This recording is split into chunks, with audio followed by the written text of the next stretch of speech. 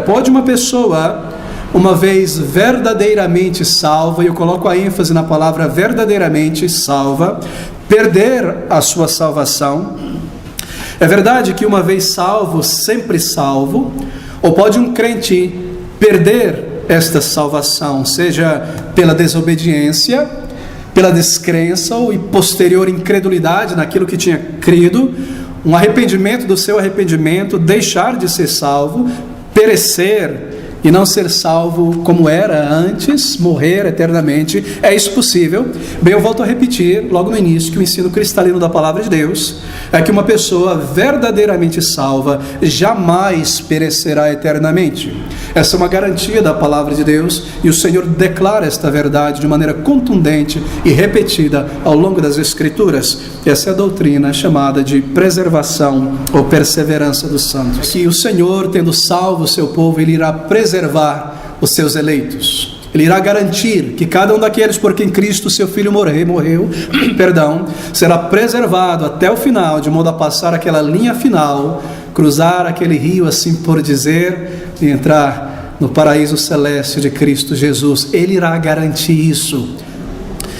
E a partir deste ponto que eu creio que todos aqui já conhecem algo a respeito desta ideia. Armínios, ou melhor, os seus discípulos, formularam, baseado no ensino de Armínio, que está baseado em Pelágio, os seus chamados 5 pontos do arminianismo, dizendo o seguinte: não, o ser humano ele possui ainda uma habilidade natural para buscar, escolher a Deus. Ele possui um arbítrio espiritual livre, sim.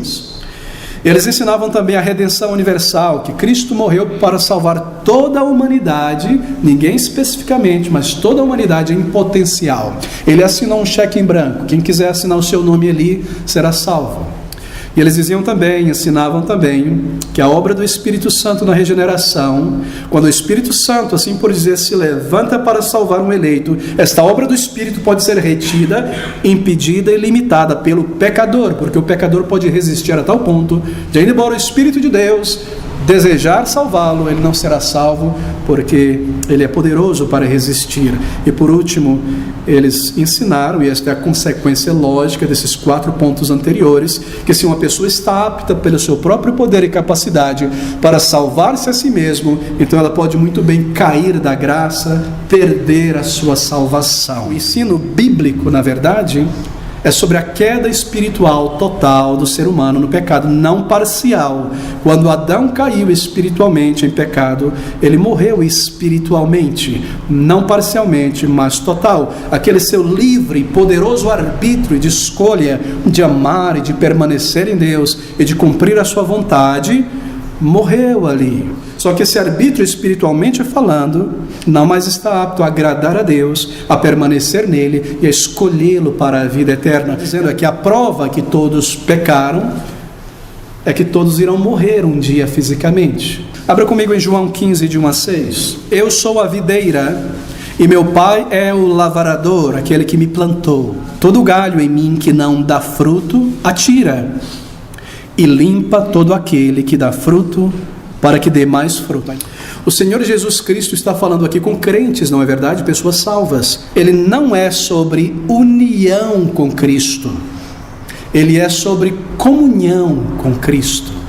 Não é um texto sobre salvação, mas é um texto sobre comunhão de um crente com o Senhor, com o seu Salvador. Nós estamos unidos nele, arrancado do mundo, enxertado em Cristo, na verdadeira igreja, no seu corpo, isto é união com Cristo. Agora, comunhão é como a seiva da videira verdadeira, chegando nos galhos e gerando flores e frutos, enquanto união é de algo que estava morto e enxertado na videira, comunhão é a videira passando a seiva pelos galhos, para que eles produzam frutos. Você percebe a diferença?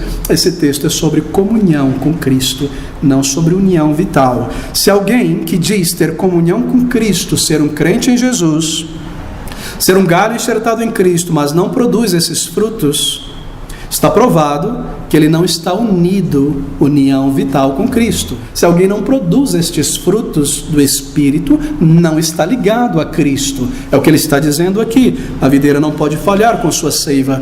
Aqui não está em vista a salvação. O foco é comunhão. 1 Coríntios 10, 12. E aí vem a tesoura teológica daqueles que ensinam a perda da salvação. Aquele, pois, que cuida estar em pé, olhe que não caia. O contexto não está falando sobre salvação.